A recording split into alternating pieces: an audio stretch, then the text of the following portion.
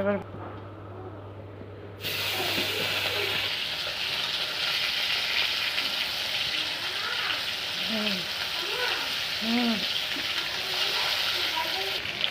মাছগুলো ভাজি হয়ে গেছে, নামিয়ে নিচ্ছি।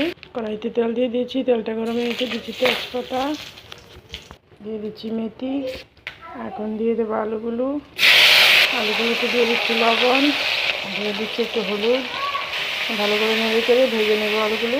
এবার মশলাটা মিক্সার করে নেব। নিয়েছি কাঁচামরিচ, দিয়ে দিচ্ছি ধনে, আর দিয়ে দিচ্ছি একটু গুঁড়োমরিচ।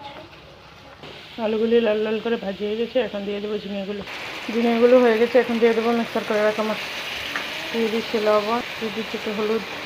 ভালো করে মশলাটাকে কষিয়ে নেব। মশলাটা কষানো হয়ে গেছে, দিয়ে দিচ্ছি জল। এবার দিয়ে দেবো মাছগুলো, দিয়ে দিচ্ছি একটু চিনি। রেডি হয়ে গেছে আমাদের তরকারি, এখন নামিয়ে নেব। এই দেখুন রেডি।